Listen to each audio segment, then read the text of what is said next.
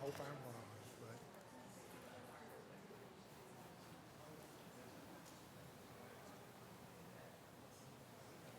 where's Councilwoman Smith? Oh, she's bizarre. Is Mayor Freddy's out front? Where's he? Need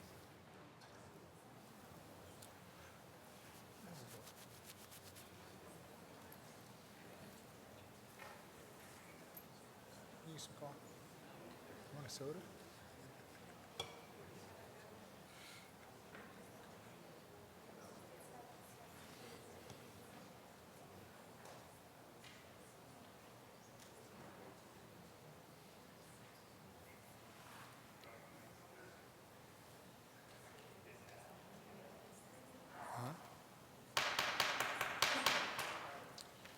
Thank you for being here this evening. I'd like to call to order the City Council regular meeting on Tuesday, July 19th, 2016.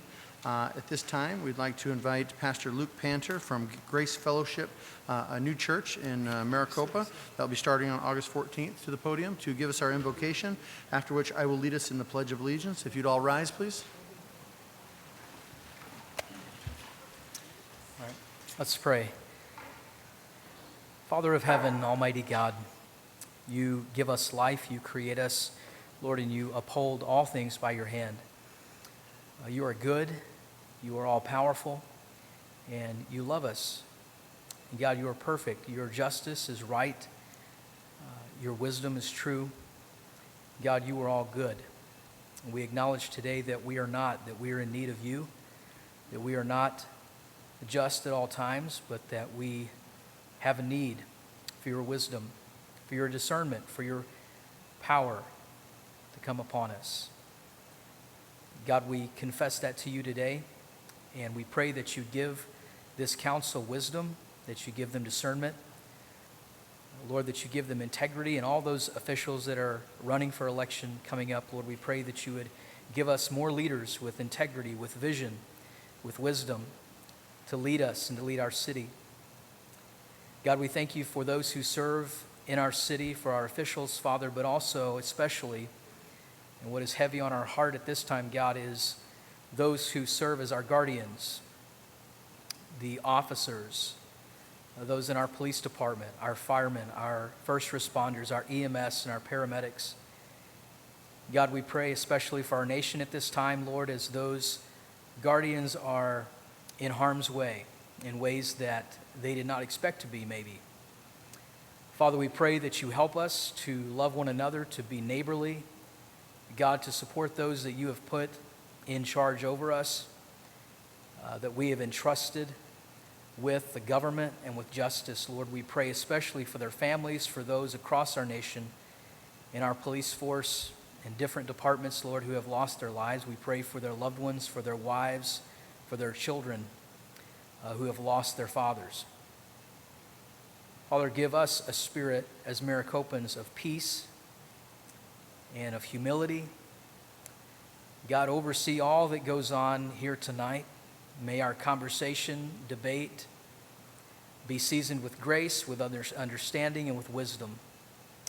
And we give you thanks. Amen. Amen.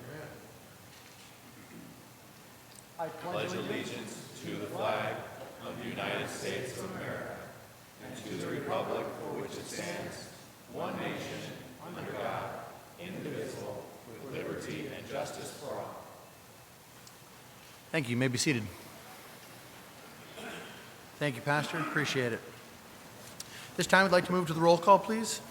Councilmember Chapados? Here. Councilmember Kimball? Here. Councilmember Manfredi? Councilmember Smith? Councilmember Wade? Here. Vice Mayor Brown? Here. Mayor Price? Here. Mr. Mayor, we have a quorum. Great. Thank you very much. At this time, that'll take us to item 3, proclamations, acknowledgements, and awards. At this time, I'd like to acknowledge a few members of our audience. You may or may not have noticed we have a little bit busier of an audience tonight than sometimes. We'd like to invite all of those that are here for our Mandela Fellows to please come forward and stand up here in the front. If you'd do that for me, come on up.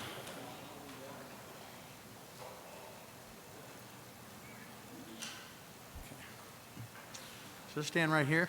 I'd like to turn the time over here briefly to Hector Zelaya, who will explain a little bit about who our fellows are tonight, and then I'll be right down there in just a moment. Go ahead, Hector. So 3 years ago, President Obama launched a Young African Leadership Initiative. The idea was that to identify individuals within Africa, the continent of Africa, to be the drivers of change within the continent. This is Arizona State University College of Public Service and Community Solutions is pleased to be hosting 2 of their institutes this year, one in civic leadership and one in public management. Today, the fellows in the Public Management Institute are here to observe what pretty much the concept of governance here as we practice it here in the state of Arizona. So with that, we thought it would be relevant to show them a city council meeting. Thank you, Hector. Appreciate it. We had the opportunity to host them this afternoon at Copper Sky. We were able to talk about our form of government, things we do right, things we do not so right, but it's certainly the variances and differences between all of our countries and the different ways that we govern. Also had the opportunity to have the Ochin Chairman Robert Miguel there as well, and it was a wonderful opportunity. But one of the things that stood out to me the most, and I'd like to have the same opportunity to do it quickly here tonight, is that as we went around the room and we talked a little bit about what they did and who they are individually and where they're from, it's a wide variety of locations all over the world. So I'm going to ask each of you to kind of circle this way and then go back around and come by just briefly, say your name and the country you're from, and then we'll go back in line, and then we're all going to get a picture, and we'll go from there, okay? So we'll start here. Just come on up here. Yep. Okay. Hi, people of Maricopa. It's an honor for us to be here. My name is Hossein. I'm coming from Niger, and I'm community manager. Thank you. My name is Mona Lisa. I'm from Botswana. My name is Jacqueline, and I'm from Mozambique. Hi, my name is Sipe Sihle, and I'm from South Africa. Hi, I'm Nokolo Kabane, and I'm also from South Africa. Hello, my name is Batsmalapia from Ghana. My name is Mubarak Tiamiyu from Nigeria. I'm a software evangelist for the federal government of Nigeria. My name is Tilana, and I'm from South Africa. My name is Reginald. I'm from Namibia, and I'm in city planning and city management, Frans Fontaine. Hi, my name is Umar Mar. I come from Senegal. I'm IT engineer, and I'm the director of IT State Agency of Senegal. My name is Edson Pereira. I come from Guinea-Bissau, West Africa. Good evening. My name is Nkechi Okwone, and I'm from Nigeria. And I work as an information technologist for a state government, and I work as an open data manager. And I'm so excited to be here today. Thank you. Good evening. My name is Jonathan Samba. I'm from the Democratic Republic of Congo, and I'm a health and safety professional. Thank you. Good evening. My name is Samuel G. Williams. I'm from Liberia, and I work with the Ministry of Education. Hello, everyone. My name is Jean-Stéphane Kofi from Côte d'Ivoire. I'm an economist. Hi, my name is Hermion. I'm from Benin. Hello, my name is Leah Razana Marie. I'm from Madagascar, the island. Hello everyone, my name is Jennifer Shedrack and I'm coming from Tanzania. Good evening everyone, my name is Yami and I am from the Gambia. Hello everyone, my name is Fanta Kumba Karambe. I come from Mali, West Africa. It is a pleasure for me to be here today to know more about city of Maricopa. I'm an IT engineer. I work for Ministry of Justice, and I also lead a network of young women leaders from political party and civil society organizations in my country. Thank you. Yes, we greet our people by saying Jambo. My name is Fatma from Kenya. I work for the county government. Thank you. Hello everyone, my name is Asimbole Thomas. I come from Zambia and I work with the city government.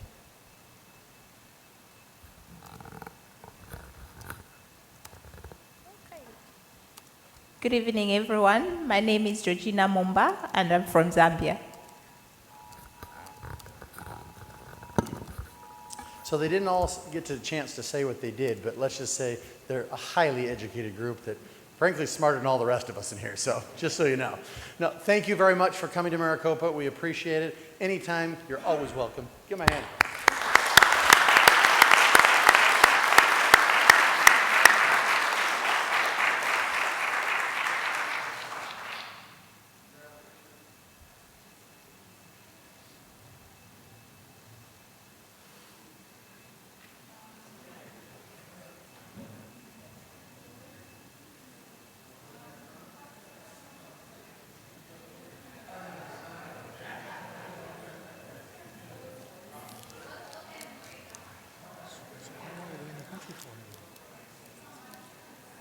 They're here for a week?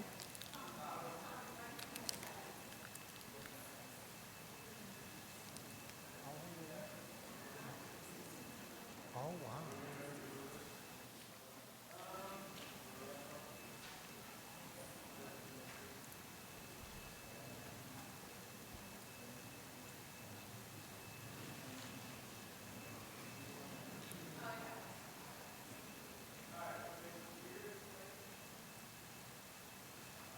What are you doing?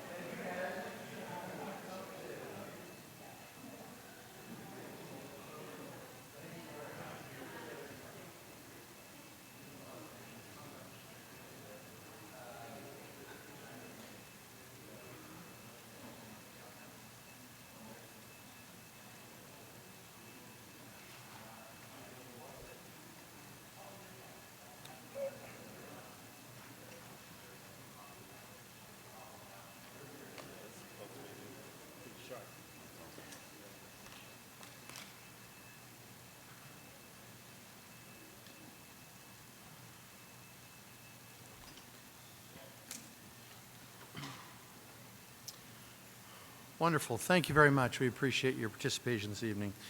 That takes us through item number 3 and on to item number 4. This is a report from the mayor. Today has been an incredibly busy day, so I haven't had much time to gather my thoughts here, but just a few things very briefly. I had the opportunity to clearly participate with the Mandela Fellows here today. What a wonderful experience. It's always a wonderful opportunity to meet new people, talk about where we're from individually, and learn a lot about others. I think that certainly helps enrich us culturally, and so I appreciate you all taking the time to be here. With that, also at the same time, I had the opportunity to visit Camp Verde on Friday. I drove up there for the ADOT meeting, another successful meeting from that standpoint. As I've always said and will continue to say, it's very, very, very important that we continue to have a presence at those meetings as our overpass funding moves forward, as design moves forward. There's always something awry or amiss, and it's very important that we have that close connection to the board that can make things happen on our behalf. So had the opportunity to do that, and then also have an announcement here for us on this past May, myself along with this council approved an updated general plan entitled Planning Maricopa. Our approval placed the general plan on the November 8th ballot, general election, which is listed as the Maricopa Proposition 415. It is very important that residents and voters become educated on the city's plan for growth in Proposition 415. The city is hosting a couple of events on July 28th here in the council chambers to explain what Prop 415 is and to answer any of your questions. We certainly want you to be well educated on this, as the passage of this proposition is very important in order for the general plan of this city to move forward for the next decade. Again, you can also visit planningmaricopa.com for details. Also, just as a brief announcement, I know that Shelley will be up here shortly to talk about it, but again, there's a new event coming to the city here in the future called the Copa Shorts Film Fest, and that will be February 17th through the 19th. That's a ways away, but we want to make sure you get it on your schedules, as it's going to be something new and invigorating for us. Also wanted to announce that I believe it's this coming week that the Gladiators indoor arena football team, is that correct, Gladiators? Will be here at Copper Sky this coming week. As you know, the Rattlers were here for their spring training camp. They won't be here quite as long, as their home field is, I think, buried under the Republican convention right now in Cleveland. So they figured they just might as well stay here and enjoy the hot weather and get some practice in. So they're here and they're playing the Rattlers this coming week. But just wanted to announce those things, and I think that's it from the report from the mayor at this time. We'll go ahead and move to the report from the city manager. Honorable Mayor, council members, as you know, we're going through the process of trying to educate both the public as well as our staff on the values that you recently adopted for the city. Tonight, we are featuring the value of accountability.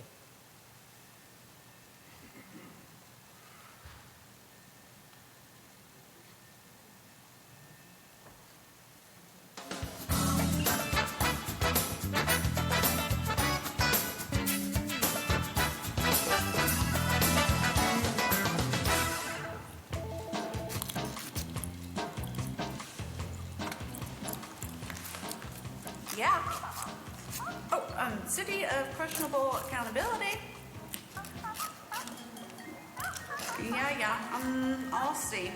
Can you hold for a second? All right. Hold on, let me transfer you. I'm sorry, I didn't mean to hang up on you. Hold on, let me transfer you.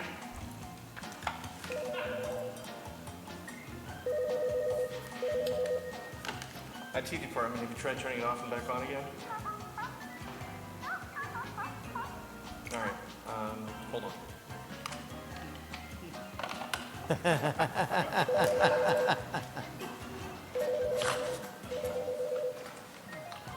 Morning, ED.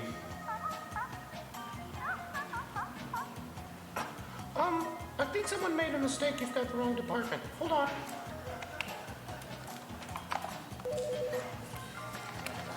Payroll. I don't know. That's not my job. Let me transfer you. Transportation planning, this is David.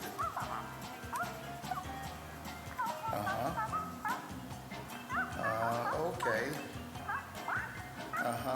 Yeah. Well, here's a quarter. Call someone who cares.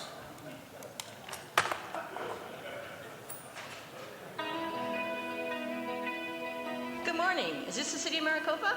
I'm interested in starting a business here, and I really don't know where to begin. I was wondering if I could get some help with that. A new business. Oh, wonderful. Well, I think you would best benefit from a roundtable discussion with multiple departments. We can provide you with guidance and answers. Let's set up a meeting.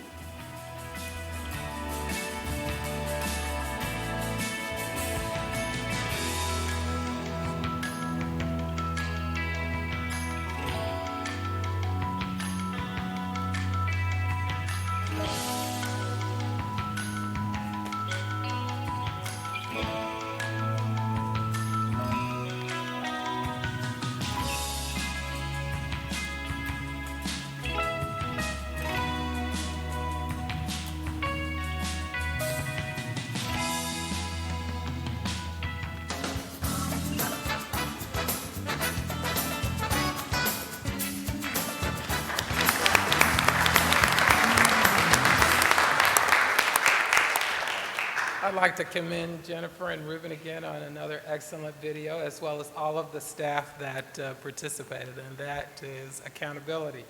Moving to someone that was very accountable over the 4th of July weekend, I believe we also have a presentation regarding the activities that we had for those of you who weren't able to participate, to give you a little sense of what occurred out there. And I believe our Community Services Director, Christy Rister, is introducing this item. I know we have an awesome video that Ruben put together. It was an amazing event. It's always my favorite, just a wonderful celebration.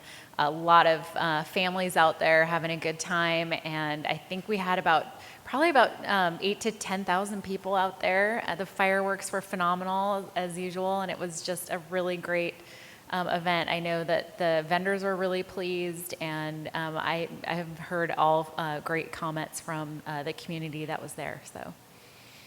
Great. Yeah.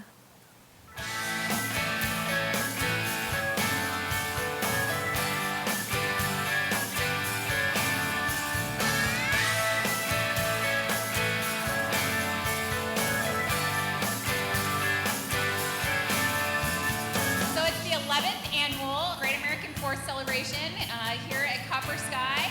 We've got a lot of great food vendors, snow cone vendors, a lot of great water slides and fun bouncers and activities for the kids. We have these super cool bouncy things that you get in and run around in. They're super cool. So we have a fireworks display coming up at 9:30. It will be about 30 minutes long, and it's going to be super cool and a lot of fun. We came out to enjoy the fireworks. Well, we're going to cut the water slides, and I'm just going to listen to some songs and go to the fireworks.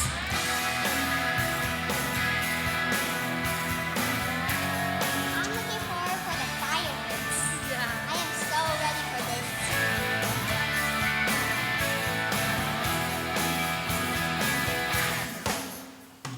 We're just here to experience all the fun activities that they have going on for the kids, the music, the food, and of course the fireworks.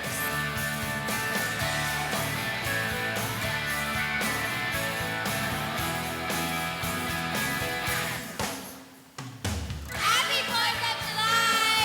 Happy 4th of July! Happy 4th of July! Happy 4th of July! Happy 4th of July!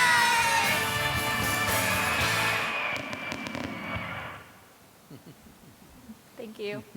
Thank you.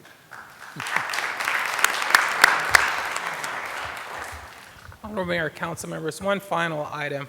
As you know, there have been some very sad days in our country over the last couple of weeks, and I had an opportunity recently to talk with the mayor about, what is it that we can do to recognize that we really support our public safety personnel, that regardless of the events that led to the tragedies that occurred in Dallas, and as well as in Baton Rouge, no matter what side of that debate you're on, I think everyone agrees that the first responders, we rely so heavily on them, and all of them did such an amazing job of protecting the lives of Americans.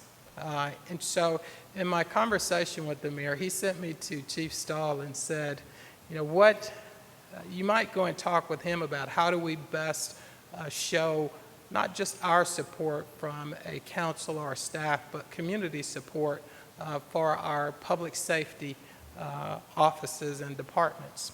And so through my conversation with Chief Stahl, he said, well, don't do something at a council meeting. No, just kidding. He said, do something that's pretty reserved, maybe like a card.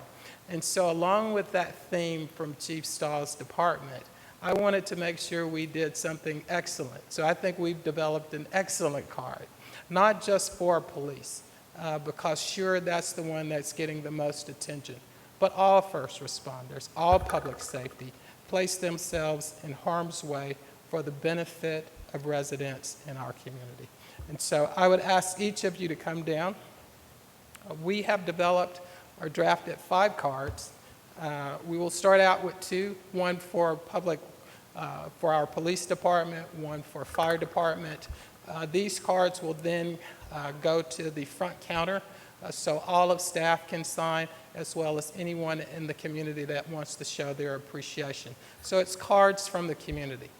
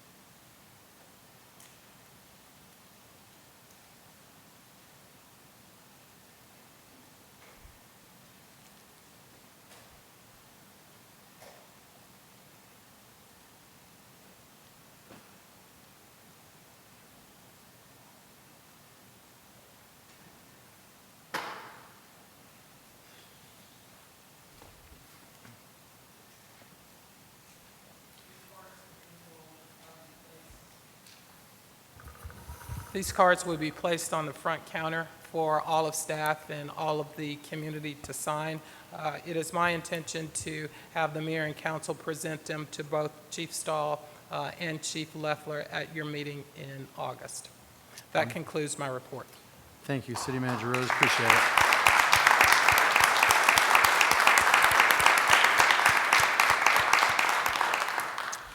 Before we move to the next agenda item, the call to the public, which I have 3 speaker cards for, I believe Councilmember Manfredi is on the line, and we're going to try and conference him in.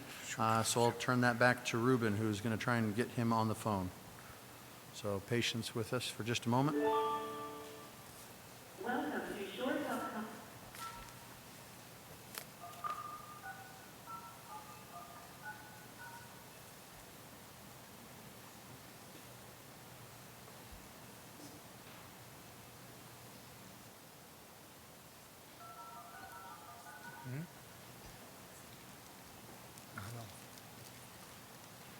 Oh, yeah. Did he really? Yeah, I haven't seen him at all. So those that are new to our council meetings, we really like to have a little bit of fun. So we usually do things like this in the beginning where we liven it up a bit. So we appreciate it. Appreciate your patience. Welcome to Short Health Conferencing. Please enter an access code, then press pound.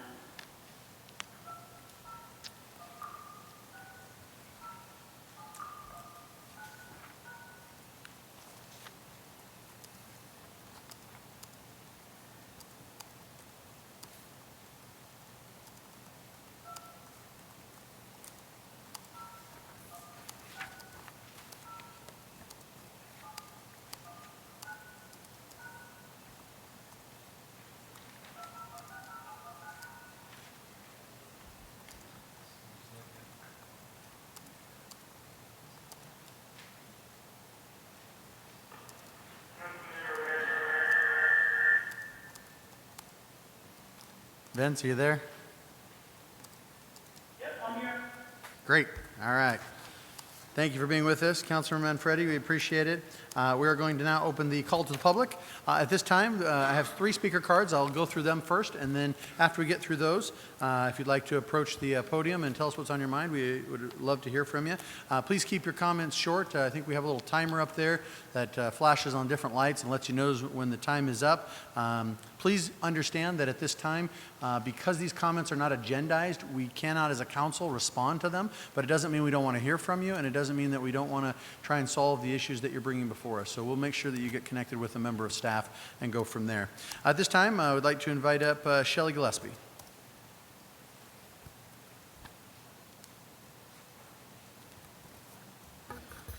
Good evening, council and staff and mayor. Thank you again for having me come up. I want to thank you all for your generosity for the Copa Shorts Film Fest workshop for the Maricopa Unified School District middle school students. We have started a major campaign, but with your help, we have, sort of like send your kid to camp. For about $12, we figured each student of the 350 we're sending will be able to attend this program, which will probably give them a lot of inspiration about film and potential career and something inspiring. So we're really pleased and proud to have you all involved. Every single one of the council members at this point, audience, have pledged money, or it's already gone through the bureaucracy of processing. And so we're very, very grateful because it makes a big difference. And we have people who are begging to get in, and we're saying, well, we don't know. It's right now only for the school district. So we have another program that was going to go on the week after that CAC has funded, and we're going to make that open and available to college students and any community members. So that's for film making as well as screenwriting, and it's going to be held at the community college in Maricopa at their office, at their location there. We're going to be announcing the details very soon. We're working with them to finalize how it gets registered. Anybody can come, but it's free, but you have to register because we want to make sure we don't exceed the room's capacity. So thank you all for your sponsorship, your support, and send this kid to camp or film workshop. Thank you. Thank you, Shelley. At this time, I'd like to call Adam Spedic. Did I say that right? Spudich. Come on up, Adam.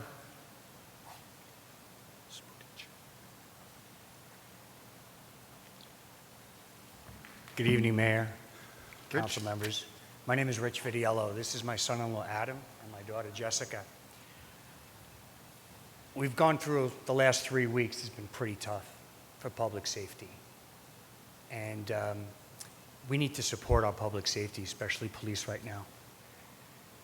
So my son-in-law and my daughter, Sunday, they thought of a great idea to support the police department. So we went out traveling all over, up as far as Peoria to buy light bulbs, blue ones, to support our police department nationwide.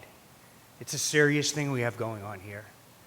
And we all need to unify and be together. This is about lives. It's about men and women who go out every day and put on a bulletproof vest and protect us. All I ask is that when we see an officer, man or woman, it doesn't matter, we need to support these people because every day they get up and they support us. So tonight, we went out and we bought a whole bunch of light bulbs. Like I said, we traveled all over, up as far as Peoria. We were just at Native New York and we gave out about 100 light bulbs to people who care about our police department, about the men who have lost their lives. Let's just pray there's no women behind that too. So we'd like to hand these out to the council members, and unfortunately we only have 24 left out of 130 or 140 that we traveled all over Arizona looking for. So, and anyway, we'd like to present these to you, and we do have some extra ones after this, but Adam? How you doing, sir? Yeah, I just wanted to thank you for letting me come in front of you guys. I appreciate that. And just like what Rich said, everything he said, I'm totally back. I'm a veteran myself, and a lot of the stuff that we had to do, I don't want to have to come back here and see my fellow brothers and sisters have to go through what they have to go through right now. It's not right. So regardless of what side you're on, we still need to support authority and support our police and every first responder possible. So I'd really appreciate it. Even if you don't want to do it, that's totally fine. But if so, they're totally free. So go ahead and take them. And then, I guess, I don't know the hashtags. Okay, so we also did a hashtag, and what we're asking is to put these light bulbs out in front of your house. If your HOA wants to call somebody, have them call me, okay? This is super important. Let's take a picture and post it on Facebook, and the hashtag is Blue Lights for Blue Lives. That's all we ask. Support your police department. Like I said, I got about 24, maybe 25 of these. I'm going to give these to council right now, and then if somebody wants them afterwards, please come and see us, okay? Thank you very much, and God bless Maricopa and America. Thank you, Rich.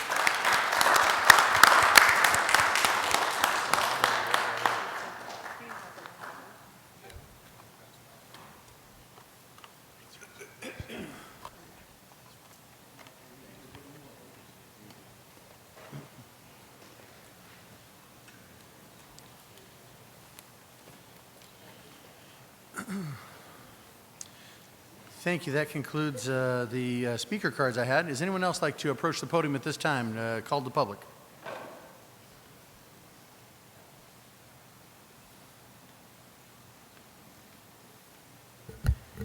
Mayor, Council, my name is Josh Babb, and I just wanted to take a moment on a few things. So I want to first thank the city staff for the Maricopa Public Library. They did a summer reading program. My kids were really excited to do that reading. All 4 of my daughters really wanted to do the reading program. And today we had the wonderful opportunity to go to Copper Sky and have the swim party. Unfortunately, it got a little sketchy with lightning and they called everyone out of the pool. But that just led me to see how great our city is. The community services people there just stepped right up. And for those that didn't have any Copper Sky passes, they quickly wrote up passes that they could come back another day because they knew the lightning would continue. And so I just want to personally thank you guys for that. And thanks the staff for that. That's really important to show community service and to really be there for our community and understanding. So that's awesome. They didn't have to do that. The other thing is as you are all aware, August 30th is the primary elections coming up. The deadline for voter registration is August 1st. It is very easy to register to vote, so everyone in the audience that has not registered to vote and everyone watching, I challenge you to register to vote. servicearizona.com/voter registration. The primary is very important. That's who you pick in the general election. Whether you're a Democrat, Republican, Independent, it doesn't matter who. Primary is very important for you to vote in. And then, just to show my support for our police and fire. I have a heavy heart for the last couple of weeks myself. And I want to personally thank Maricopa's, police and fire department. They constantly put their lives on the line for everybody. They do great and marvelous works. And they deserve our support and our assistance. And we really need to show them that support. So, thank you guys. Thank you, Josh. Appreciate it. Anyone else at this time like to approach the City Council? Seeing no one, we'll go ahead and close the call to the public and move on to item 7. This is acceptance of the minutes. Council, 7.1, 7.2, and 7.3. Can I have a motion, please? So moved. Second. I have a motion and a second to approve items 7.1, 7.2, 7.3. Is there any further discussion on this item? Seeing none, all in favor say aye. Aye. Any opposed? The motion carries. Take us to item 8 on the agenda. This is public hearings. We have no public hearings at this time. That'll take us to item 9, which is the consent agenda. Council member, this is item 9.1 through 913. Is there any discussion or questions or concerns on this, on the consent? Seeing none, can I have a motion to approve, please? So moved, Mr. Mayor. I have a motion and a second. Any further discussion? Hearing none. All in favor say aye. Aye. The motion. Thank you, Vince. Appreciate it. Any opposed? The motion carries. Almost forgot you were there.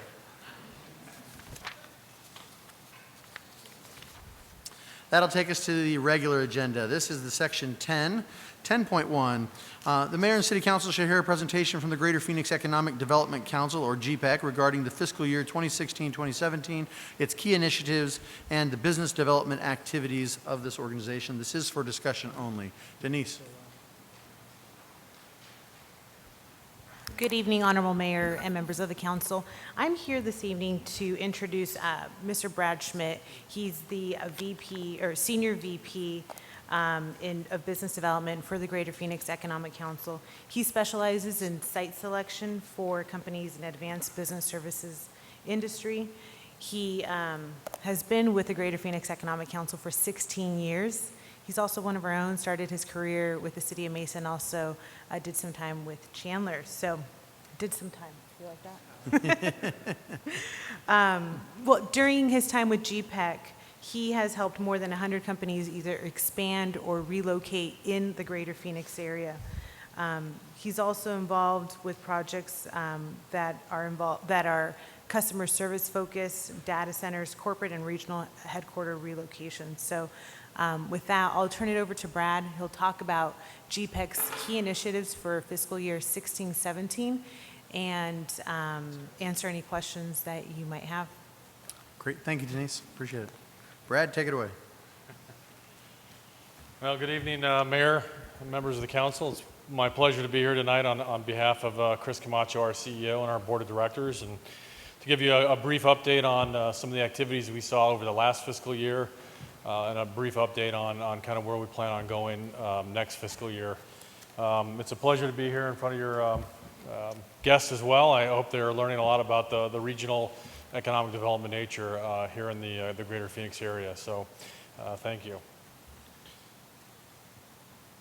And let me see if I can figure out how to move this forward.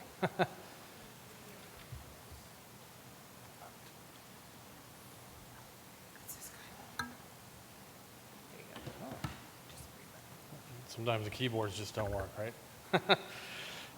So again, about the Greater Phoenix Economic Council, hopefully you are all very well aware of what we do, and but for those of you in the audience, we're the Regional Economic Development Agency. We represent Maricopa County, 23 cities here in the Metro Phoenix area, and about 170 private sector investors. It's a model that's worked very well here in Metro Phoenix. It's been copied not only nationally but also internationally. I know we've worked with groups in Ireland and other places to help them set up similar regional economic development groups.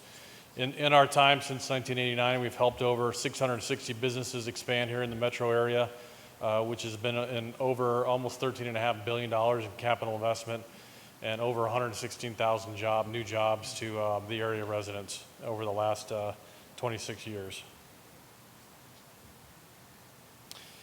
So just a summary of our relationship. Again, we're pleased that you've been involved with the Greater Phoenix Economic Council over the last many years. We look forward to continuing our relationship. For your investment in GPEC through our economic development modeling, we estimate about $7 for every dollar that Maricopa puts into the Greater Phoenix Economic Council. And this is a direct return on your investment, direct revenues, tax revenues to the city. And we'll talk a little bit more about the other returns, both indirect and direct in a little bit. Our per capita rate, as you know, our rates are based on the populations of the cities. That has not changed in many, many years. It's about just about 40 cents, just under 40 cents per capita. But your funding will increase slightly due to the population growth, which is a good thing here in Maricopa, city of Maricopa. On your engagement with GPEC, obviously Mayor Price, you've been very involved with our ambassador group, and we certainly appreciate your involvement with that and your leadership there, and your leadership on our board of directors as well. And we certainly hope to get others involved as well. We work very closely with Denise and her team, and certainly to bring opportunities to Maricopa and hopefully see a large employer here in the future. Regional branding, we work with your team and others. Denise had presented to the Community Demo Day recently in Gilbert. We did an event for the Southeast Valley, and she did a fantastic job promoting to a lot of developers and brokers in the audience the opportunities here in the city of Maricopa. So we appreciate her involvement there, and just want to let you know she did a fantastic job there as well. We had a great year. Hopefully you've received some information on our fiscal year 16 with over 7,700 jobs and 43 locates. It's one of the best years that we've had at GPEC, and certainly attribute that to the growth of the region and the efforts that we've had from our community partners in the different cities. Our high wage jobs as part of those locates were just under half. And those jobs are about, the average wage for those high wage jobs was just around $75,000 on average. And what we consider a high wage job is 125% of the county median wage. The county is about $35,000, so it's roughly a little over $45,000 on an annual basis. So we've had over 255 prospects from all across the country and internationally look at Metro Phoenix, and we'll talk here in a second about kind of where those prospects and those companies are from. And certainly, your community has a chance to get in front of many of those, put their information in front of those companies that are potentially looking to expand or relocate to the Phoenix area. Again, I mentioned 43 locates. You look at the last couple years, we've been in kind of the low 30s. So again, we saw a lot of activity this year, both large and small companies, companies like CVS and DaVita and Chandler, all the way to a lot of smaller companies that with 10 to 20 employees. So we saw a wide variety of companies considering or expanding here in the area. So I mentioned quickly, kind of, if I talk to you a little bit about the types of companies that we saw over the last fiscal year and then where they're coming from. You'll see a lot of them are in the advanced business services, advanced administrative back office. These are companies that like State Farm, like Farmers, Hartford. There are a lot of finance and insurance companies that are expanding in this metro area, primarily due to the population growth. They can take advantage of the labor force here in the metro area as that drives a big portion of their site location decision. But we continue to see light manufacturing and warehousing opportunities as well. They're good jobs, and again, because of our proximity to California and the Southwest, we see a lot of interest of companies that want to, like Amazon, Dick's Sporting Goods, and others that want to serve not only the Metro Phoenix area, but also are looking to serve the Southwest and California without the cost of doing business in California. If you look at kind of where the companies are coming from, no offense if you're from California, but obviously they are a large portion of our prospects. They try to do as much as they can to drive business out of the state, and we'll do the best that we can to bring those companies to the great state of Arizona and to the Metro Phoenix area. So again, we see just under 25% of our total prospect portfolio coming from California. A lot of that's Northern California based, some Southern California around LA. But then we also have a pretty wide variety from New York, Illinois, and some of the southern states and Texas as well. So we had quite a few international prospects, and you can see there from Canada, a few from Europe, China. I actually had a couple from Australia as well this year. So. And these are in terms of a kind of a breakdown of our office versus industrial, you'll see it's fairly split over the last 5 years. Just under 50% have been office and just over 50% have been industrial. You can look there. I think on the office side, what we see as a majority of the clients considering Metro Phoenix for office expansion are looking for existing buildings. Many of the times that we get involved in the process, the companies have already decided they need to move, they need to expand, and timing to build their own facility is just not in the cards for them. And they know, with an office vacancy rate of 15 to 20%, depending on which community, there are plenty of options to choose from throughout Metro Phoenix. On the industrial side, we see, there's about 65% looking for existing product. And the good news is there are about 36% of those companies really probably would end up building a facility. And I think for your community, there's great opportunity there to bring in those small, medium, maybe even large manufacturing operations that want to look at building their own building. And I would say even with, I just read an article today that the industrial vacancy rates in Metro Phoenix have dropped to the lowest that we've seen in about 9 years, since about third quarter of 2007. Just under 10%. So when companies come here looking for industrial space, there obviously will be some existing space, but I think because of the labor force, because of the cost, and many other opportunities in the market, we have a great opportunity to pitch them on locations to build for their operations. Again, back to kind of the 5-year trend for your investment. Again, we talked about the $7 of direct revenue.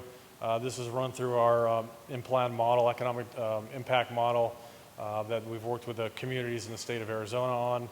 You'll see about $14 for every dollar invested of total revenue, and this is both direct and indirect. And you'll see there in terms of, many of your residents most likely commute out of town for work, but they tend to shop and eat close to home. And I've drove through your community many times, and tonight ate in Firehouse Subs and had a great sub. But there's plenty of shopping opportunities and places where they may work in one community. They're going to spend their money here close to their residence. So that gives you an idea of kind of almost $20 million in new consumer spending by jobs, Maricopa residents, and additional multiplier effects. And just quickly looking ahead, again, we've had a very successful year, but that's over, and now we're moving on to fiscal year 17. We have a very aggressive plan to continue to market the region as a place, where businesses can grow to scale, can come in with 50, 100 employees and quickly ramp up operations as they need. We're going to work with our communities, the state government, work through workforce development issues, market intelligence, really kind of getting a better idea of the companies that we have here, and working with our public-private partnerships and alliances to help those companies grow, expand, and get the workforce that they need.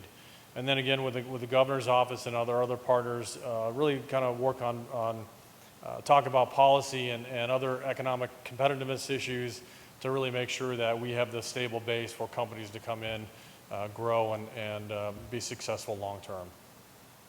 So with that, I will certainly be glad to try to answer any questions, and again, appreciate your support and look forward to our continued relationship. Council, any questions for Brad on the GPEC membership and what they're doing? Councilmember Wade. Hi, Brad. Thank you very much for the presentation. I appreciate it, and thank you as well, Denise. Can you cite some specific businesses that we have realized here as a result of our relationship with GPEC? I'd say the last 2 years. I'm not sure that you have companies that are specifically in Maricopa, but we've worked with some fairly large employers in surrounding communities, and as much as they're not here within your city limits, they still have a tremendous positive economic impact for your community. And I'd say, moving forward, we're obviously, doing everything we can with your economic development office to attract those employers to your city. So expanding outside, then, where would you say that we've actually realized some businesses that have come in that have been a positive impact on Maricopa? Expanding out, then, if it's not within Maricopa, Casa Grande, Phoenix. Yeah, there's been with Tractor Supply and others in Casa Grande. We've seen some very large employers, as I mentioned earlier, CVS, DaVita Health, that have been in kind of South Chandler. Along the Price Road corridor, you see a lot of expansion by Wells Fargo. We were involved with the multiple companies in the Continuum campus there, the old Motorola campus. The Cyrus one, fairly large data center in that market. So I think there's a lot of employment opportunities in that corridor, and even in Western Chandler, Gilbert, and other parts of the Southeast Valley that I believe, all still, have an impact on your community. So moving forward, on the immediate horizon, if you will, as we continue our relationship, what are we to expect? I mean, what would you be doing different now to encourage more business to come than you have done over the last 2 years? Well, I think what we've seen is investment by your community and different business parks in terms of infrastructure that these companies need. I know you're working with a few developers on some of these areas to possibly build speculative building, or at least they're shovel-ready type development. So when a company comes to us and to the region, we can showcase sites that are ready to build on, that won't take 3 to 6 months of additional infrastructure development. We've seen that in different communities. Buckeye is a great example. They went in, they purchased a water supplier. They put in a lot of investment into the infrastructure, and they're looking at working with a Cardinal glass manufacturing facility. So what I'd say is, we'll continue working with your economic development group, and obviously as those opportunities come in, and we know what types of companies that you're looking for, hoping to attract, and we can go out and kind of help target market those kind of companies directly, and showcase the opportunities here in Maricopa. And then finally, are things that we can do to help you help us, if you will, maybe shovel-ready sites, and any suggestions, recommendations of things that we could possibly do to help the process along as well? Well, I mean, I certainly think making the investment in many of the things that you've done and continuing to do so in terms of having those development areas, ready to go, streets, water, sewer, and many of the other infrastructure, that you need to continue to make those investments, because companies aren't going to want to wait for that. If there's many of other opportunities, other shovel-ready sites in the Southeast Valley and Maricopa County as a whole. So, I'd say, anything you can do. We've seen a lot of communities, as easy as you can make that development process, the process of getting through, city permitting and so forth, as easy and as simplified as possible can go a long way as well to show that you really, care for that business, that you really want to see them here in the area. Thank you very much. Appreciate it. I did want to highlight on one of Brad's slides that there is a change, a trend that we're noticing, which was today there's a bigger increase in locates that are looking for build-to-suit than we've seen in the past. So I know that it was about 36%, and I don't have the numbers from the years before, but that also increases our chances with our light industrial business parks. So in the past, sure, there were some looking for build-to-suit opportunities. We've responded to more leads this past fiscal year than we have the past 3 years due to the change in the industry. So I just wanted to highlight that as well. Okay, thank you. Appreciate it. Thank you, Brad. Appreciate it. Other questions? Yes, Councilwoman Chapados. Not really a question, Brad. Thank you for the presentation. I also want to just share with the public, in case anybody hasn't noticed it yet, Maricopa is now totally electronic plan review and permitting. We're one of the few states in the country that does that, and we've shared that with several of the developers that we've been talking to recently. That saves them time and money. Everything can be done online. It's quicker, it's more efficient. They don't have to travel out here and drag piles of pounds of paper.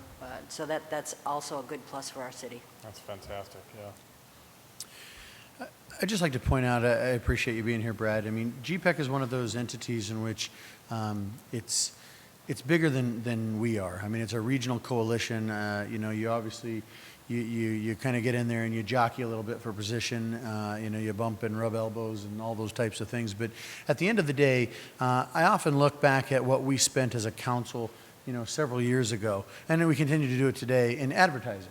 And, I remember we tried to make a dent in our advertising outside of the city of Maricopa for, somewhere in the neighborhood of $70,000. And, the discussion that took place, $80,000, the discussion that took place was that was just a drop in the bucket compared to what, really should be in somewhere in the neighborhood of, $500,000, $1 million. Well, that's a lot of money for our city and something we don't have. The way I see that economic development is that, it's always being in front of people. It's always being in the forefront of their Rolodex. It's always being not the first one to get, your application shoved into the trash, but rather being in their forefront, always being around and having people working on your behalf. And as the more that we participate in these organizations, the more that I see that we have an opportunity to overcome the challenges that as a small city we entail. We have lots of challenges of infrastructure and things that were all farmland here 10 years ago. And so, you add the recession to it, you add financing challenges, all those types of things. It's frustrating, I think, at times because we want to see that you spend dollar A and you get result B, and it's very simple and clear cut, and it doesn't always work that way. And so I have to look at this from the standpoint of, for the approximate cost of $28,000, what do you get out of it? And what I see us getting out of it is, as you said earlier, is that you basically have an army of people working to scour a variety of different strategies across the country, across international boundaries, and basically always looking for that attraction to be, here and at our fingertips, whereas something that we couldn't do for that same dollar cost. And so, I have to always put that in comparison, and then you have to add the sales pitch. You have to add the missions in which they come to us and that we talk to them about it. And Brad and GPEC does this on a regular basis. This is all behind the scenes work that most people in this audience will never ever see. And that's what economic development is. And so as I learn from this and I see all the moving parts and pieces, I think it's very important that we keep in mind what it is if you don't have a seat at the table versus having one. And so again, I just always caution that economic development is the hardest thing to deal with because again, we want to see up front right away that my investment of time generated X amount of jobs. And sometimes, especially in this area, in this region, we can't see it that way. We have to look at a bigger, broader picture and see that, that what we talk about on a regular basis is regionalism. And what does regionalism mean? Regionalism means that rising tide raises all ships. And so, you know what? Honestly, I want that company to land in Maricopa as badly as the next person. I want to generate that sales tax revenue. I want those people to live here so they don't have to commute. But at the same time, if they're not ready to move here, if we're not ready for them to move here, I'd prefer they locate in Chandler, where my residents are going to come and buy a house here and live here and commute to there because that commute's pretty short. And, that's shorter than having to drive to Avondale or to Peoria or to Scottsdale.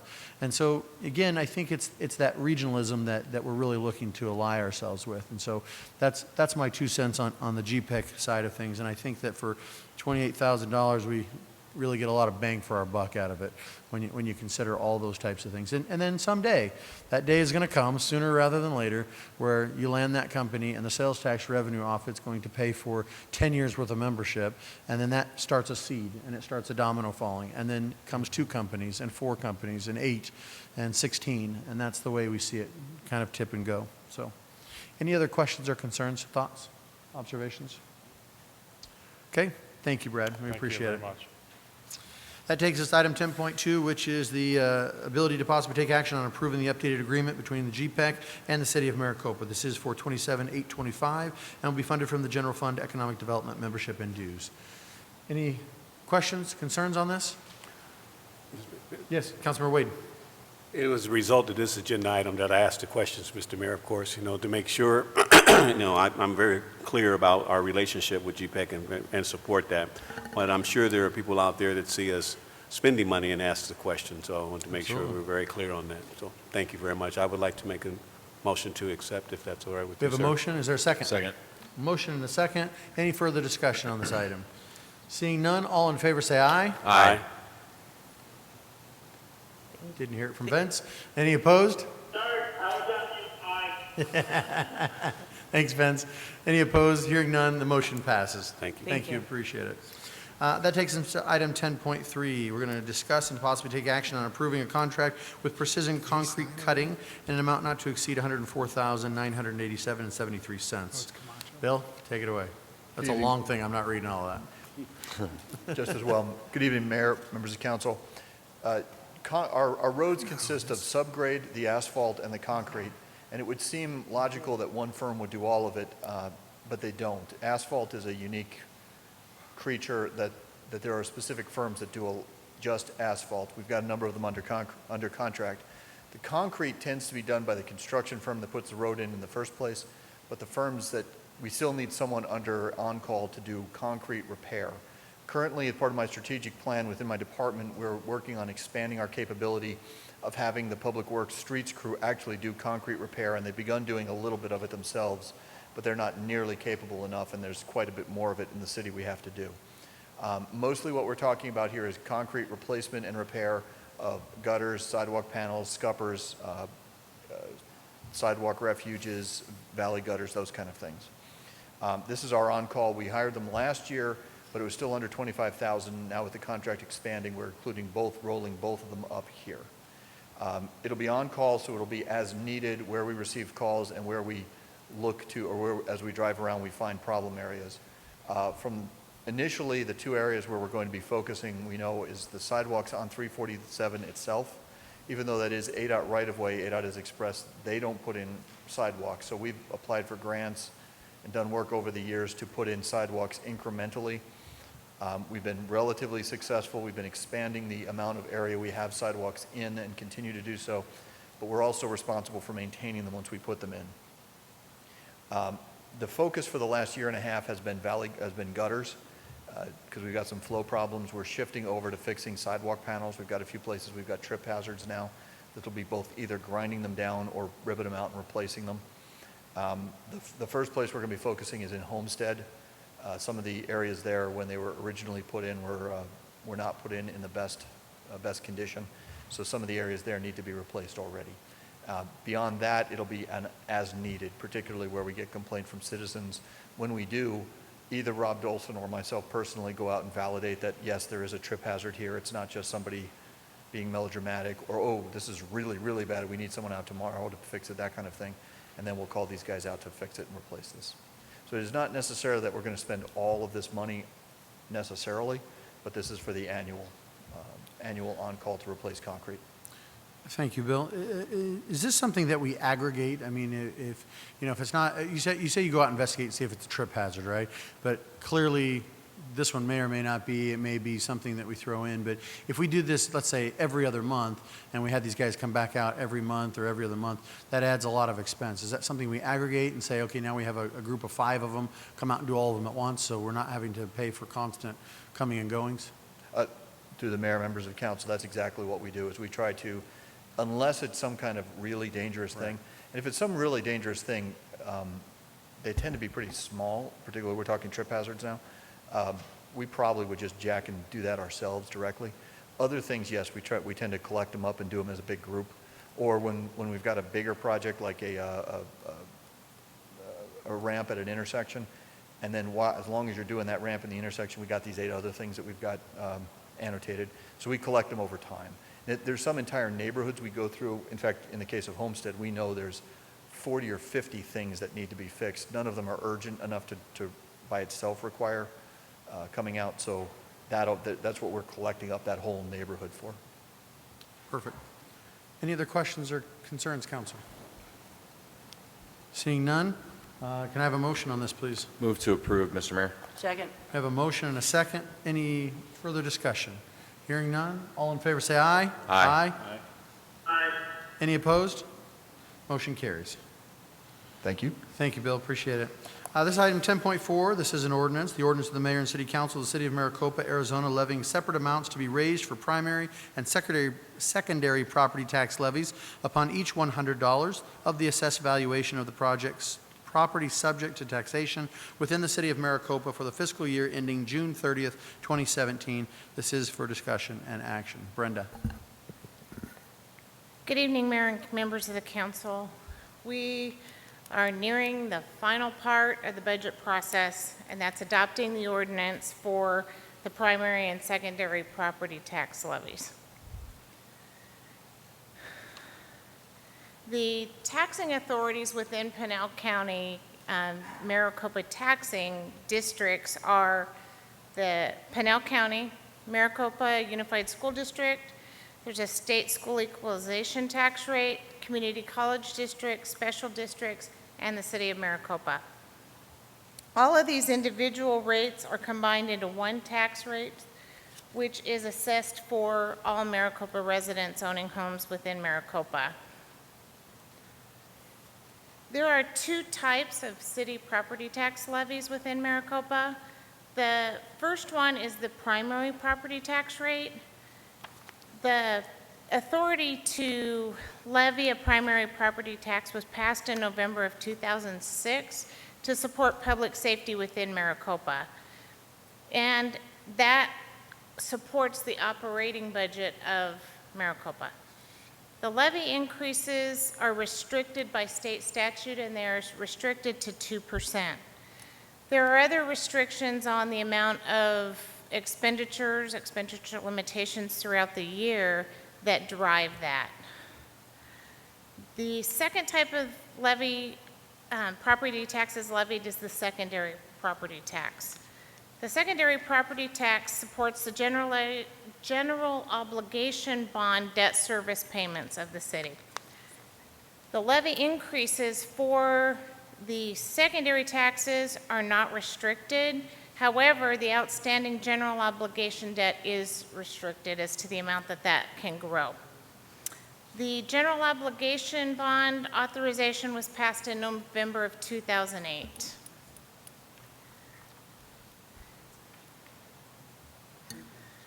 The levy process starts by setting the levy amount during the budget process. Again, the limits that we can levy are set by state statute. The city determines within those limits what amount the city would like to levy, and then we kind of back into the calculated rate. So we take the levy that is set during the budget process, and we divide that by the net assessed value of all of the homes within the city of Maricopa. That net assessed value is determined by the county assessor's office. The levy divided by the net assessed valuation rate is divided by the net assessed valuation gives us the rate at which each residence will be taxed. So an example of that, what we came up with for the comparison between the 2 fiscal years, 15-16 and the current year, 16-17, we maintained the primary levy rate at $4.7845 per $100,000 per $100. Get that right. And the secondary levy rate is 1.6973. So in fiscal year 15-16, the primary level was $10,522,453, as opposed to maintaining the current rate of assessment will give us $10,998,701 for fiscal year 16-17.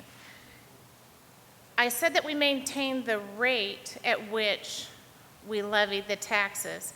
The change in the levy amount is driven by the amount of new construction for homes within the city of Maricopa, as well as any increases in the net assessed valuation of those homes. The secondary levy rate, we maintain the same.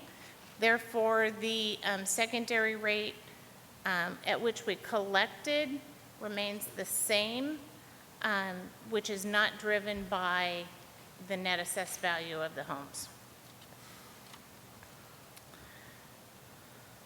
So just as an example, if a home is valued at $100,000, you take for the primary tax rate, you take the value and you multiply it by the assessment ratio of 10%, which is again provided by the county assessor's office, to get your net assessed value of $10,000.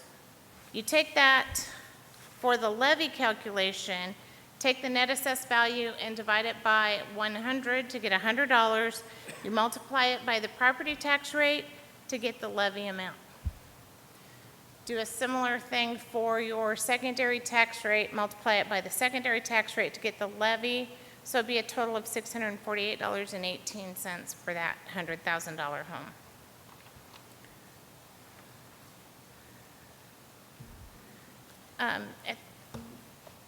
Any questions? Council, questions? We've gone over this and beat this horse to death. This is the very last stroke of the budget process before, what, 3 months from now, we start all over again? Yay. All right, so Honorable with that. Mayor, before we move on to a motion, I would like to bring to your attention the ordinance that was included in your packets and is to be adopted tonight. I need to make a change to that ordinance in that section 6 within that ordinance reads, "This ordinance shall become effective immediately upon adoption." We are dropping section 6 out of the ordinance.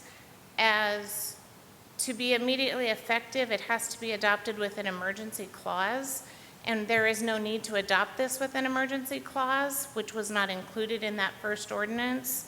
So we're going to completely drop section 6, and section 7 will be renumbered to section 6. Okay. Council, can I have a motion with the amendment to drop section 6 and renumber section 7 to section 6, please? So moved. Second. I have a motion and a second. Any further discussion on this item? Hearing none, we'll move to the roll call, please. Councilmember Wade? Yes. Councilmember Chapados? Yes. Vice Mayor Brown? Yes. Councilmember Manfredi? Yes. Councilmember Kimball? Yes. Mayor Price? Yes. Motion passes. Great, thank you. That takes us to the last item on the agenda for this evening, item 10.5. The mayor and council shall consider adopting the 2016-2017 work plan. This is for discussion and action. Honorable Mayor and council members, the 2016-17 work plan was presented to you during your work session in June. As a result of that discussion, 3 items were added to the work plan, proposed work plan. One is the creation of an Arts and Cultural Advisory Committee. The second is the creation of a 17-18 work plan. And the third is the exploring the need to retain advisory services for state projects that we might have, i.e. a state lobbyist. Okay. So those are the 3 items that I would propose adding to the work plan. There were no additional items that were added, so I would take any questions that you might have. Questions, council, on the work plan as it is presented? Yes, Councilwoman Chapados.